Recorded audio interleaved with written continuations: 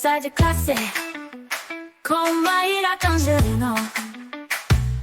Mentes únicas em conversas plurais.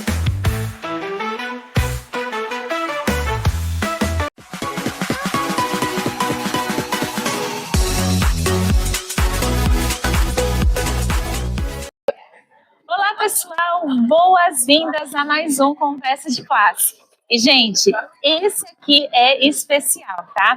Eu tô aqui na cidade do Porto, em Portugal. Vocês estão vendo um cenário aqui totalmente diferente. Esse é o mercado do bolhão. Eu não sei falar tudo do mercado, mas eu tenho uma convidada aqui que vai saber dar uma explicação, contar um pouquinho aqui pra gente, né? Ela é uma pessoa que une arte, tecnologia e educação. E isso, gente, com uma sensibilidade rara, viu? Não é qualquer pessoa que faz isso. Ela é fundadora do projeto AI Goes to School, tem mais de 20 anos de experiência em educação, já foi professora de ensino fundamental, lá no Brasil a gente chama de ensino fundamental, pesquisadora em tecnologia educacional e também gestora na área de desenvolvimento e de aprendizagem.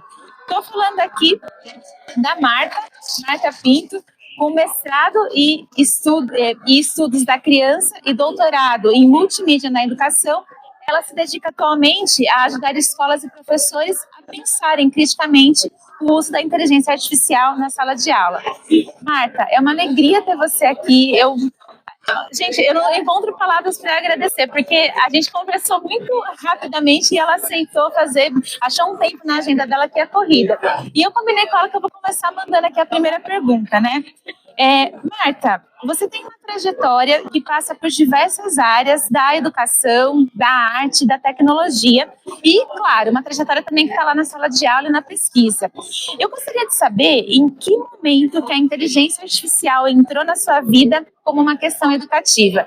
E quero aproveitar para te dar as boas-vindas aqui no Conversa de Classe. Obrigada, é um prazer e é muito bom ter-te aqui no Porto, em Portugal, e eu também tenho uma ligação muito especial com o Brasil, por amigos que tenho, que estiveram em Portugal a fazer doutorado, com quem eu trabalhei também, mas com a cultura, com Caetano, Betânia, enfim, as minhas grandes inspirações nos momentos de poesia da vida. Mas sim, um percurso com a inteligência artificial, na verdade, foi quando a OpenAI lançou o ChatGPT, em novembro de 2022. Claro que eu ouvia falar de inteligência artificial, mas naquela perspectiva muito distante da sala de aula. E o meu foco sempre foi o que é que acontece dentro da sala de aula, quer do ensino fundamental, quer do ensino universitário, mas era esse o meu foco. Então, eu nunca olhei para a inteligência artificial porque nunca tinha visto uma utilização prática e uma influência na sala de aula. Quando surge o ChatGPT, quando começo a explorar a ferramenta e a ler sobre as polémicas que gerou muito no início, sobre o enviesamento de dados, de informação, do poder desta tecnologia, eu estava a trabalhar numa empresa de tecnologia de informação, como Learning Development Manager, geria a parte da formação das equipas, e eu imediatamente disse, eu quero voltar a estar em contacto com as escolas e com os professores para os ajudar a integrar esta tecnologia de uma forma ética e responsável, porque ela é extremamente poderosa e está muito acelerada já, e vão pedir aos professores para muito rápido reagir. E a educação não se compadece com reação, temos que pensar, integrar, planear, descobrir como queremos integrar uma nova tecnologia, seja ela qual for. Então foi nesse momento que eu decidi começar a aprofundar o meu conhecimento, também sou muito curiosa, mas aprofundar o meu conhecimento, mas sempre com a perspectiva de como é que isto seria levado até aos professores. E Marta, tem uma riqueza no que você está falando, né?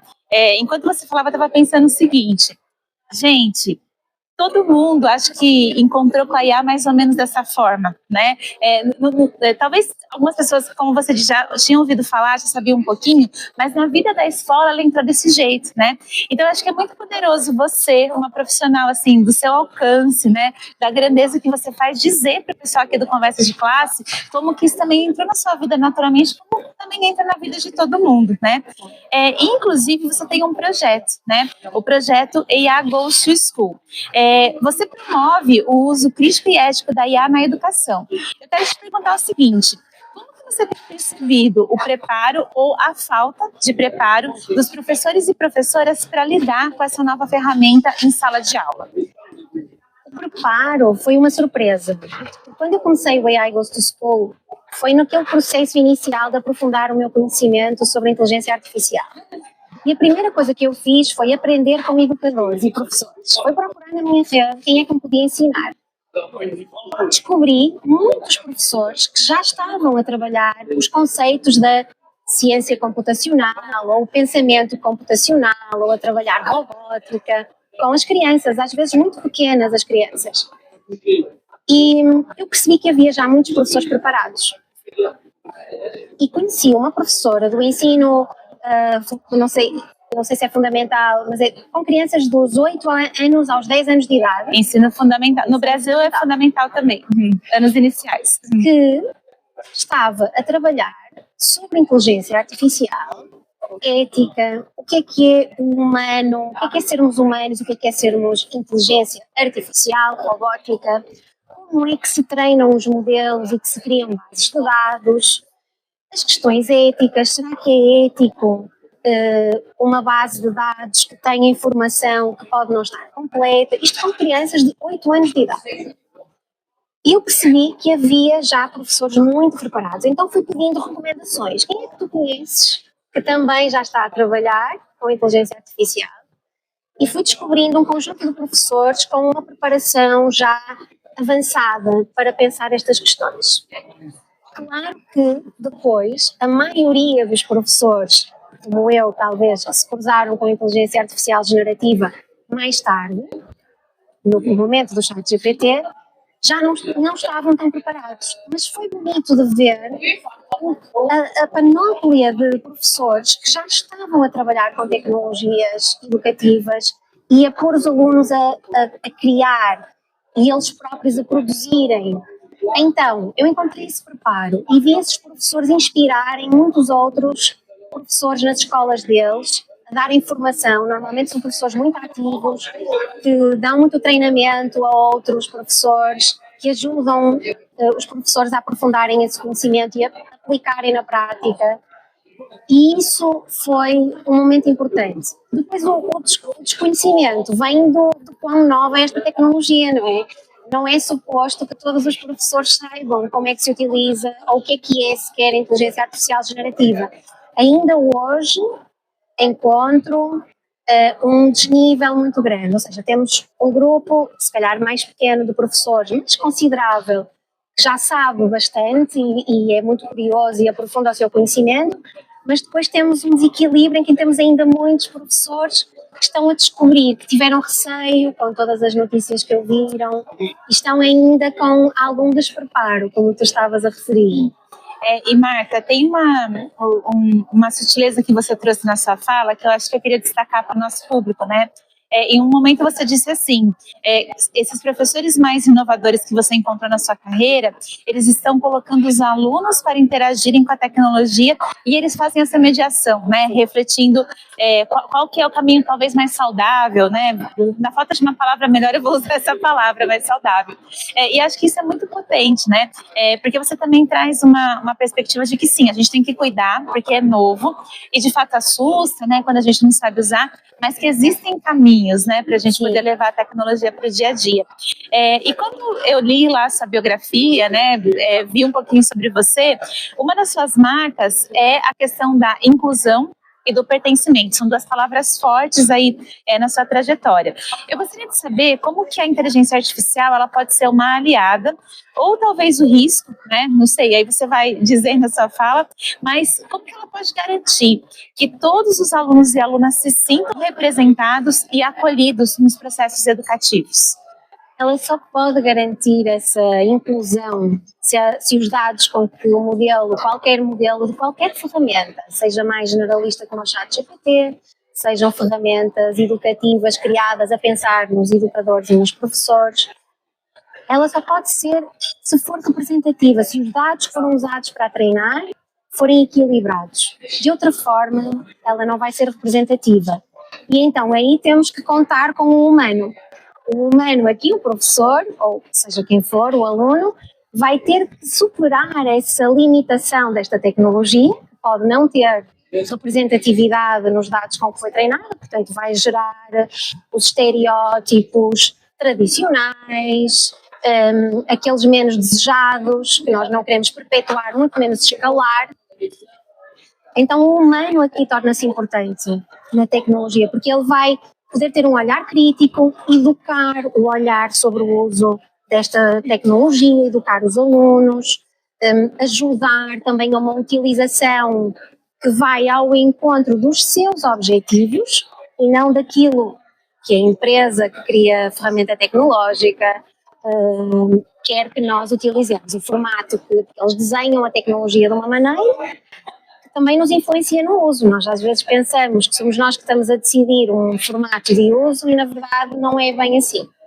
Faz parte do desenho daquela tecnologia e nós usamos porque a interface faz com que nós interajamos assim com a tecnologia.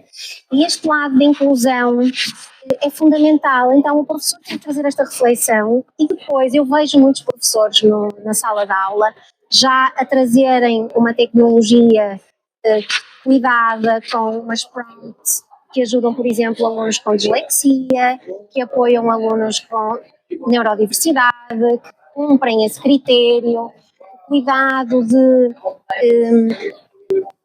educar o grupo para um olhar crítico, para não perpetuar, por exemplo, estereótipos de género ou raciais ou culturais de superioridade, inferioridade e trazer essa reflexão e incluir todos nesse discurso.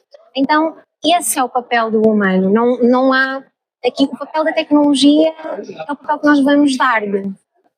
Ela não faz nada sozinha, vamos ter que ser nós. E somos nós, de facto, os responsáveis.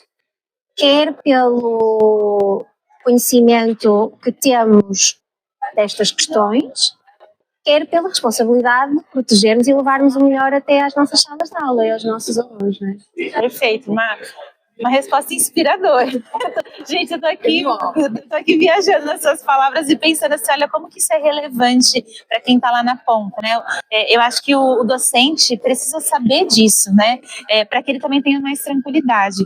E, Marta, a gente está indo aqui para o finalzinho, né? Aproveitando esse gancho aqui, eu queria saber o seguinte. Quem está começando a explorar a inteligência artificial na educação, que caminhos que você recomenda para usar essas ferramentas, que sejam caminhos que tragam uma forma consciente, crítica e responsável? Então, primeiro experimenta, sem medo, né?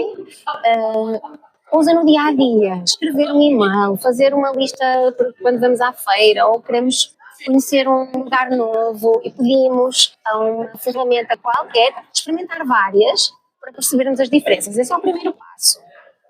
E depois, irmos tendo em atenção estas questões de que resposta é que ela me dá. Será que a resposta me satisfaz e vai ao encontro dos meus objetivos? Ou estarei eu a ser influenciada pelas respostas que a tecnologia me dá?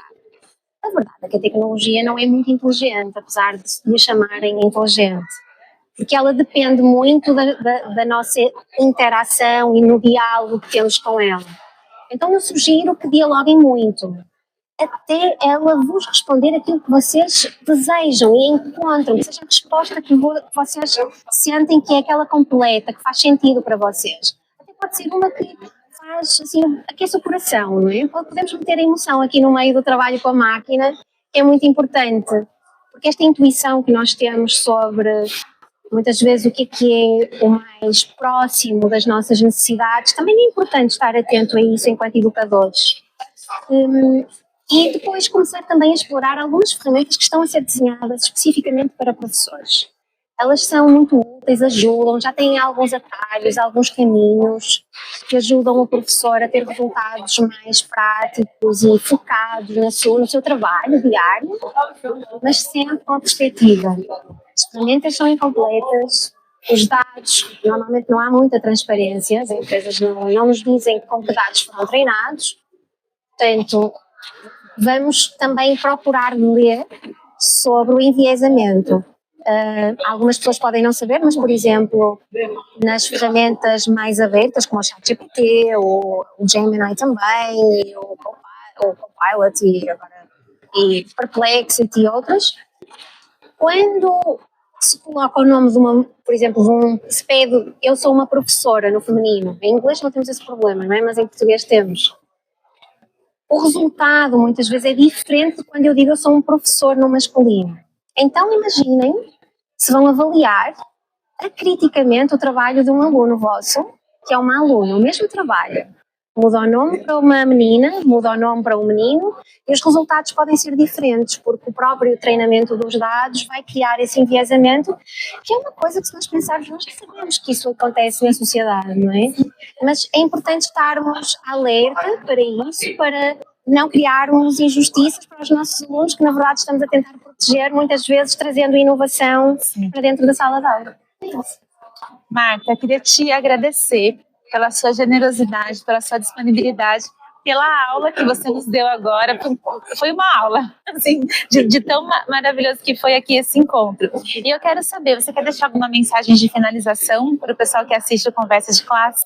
Sim, inspirem-se no trabalho uns dos outros. Os professores são as pessoas mais criativas ao segundo que eu conheço, porque cada minuto, cada segundo, cada olhar de uma criança desperta um novo pensamento, uma estratégia nova. Então partilhem, isto é um momento que é muito novo para todos nós, no mundo. Estamos todos, tenhamos doutoramento ou não, estamos todos a construir conhecimento em conjunto. Estas conversas fazem parte dessa construção do conhecimento. Então colaborem, inspirem-se no trabalho, nas conversas uns dos outros, colaborem com outros colegas, não trabalhem sozinhos. E também conversem com os vossos alunos, procurem saber o que é que eles estão a pensar, a sentir sobre a inteligência artificial e, sem medo, avançar. Que lindo! Muito obrigada mais uma vez. E pessoal, a gente se vê no próximo Conversa de Classe. Até mais!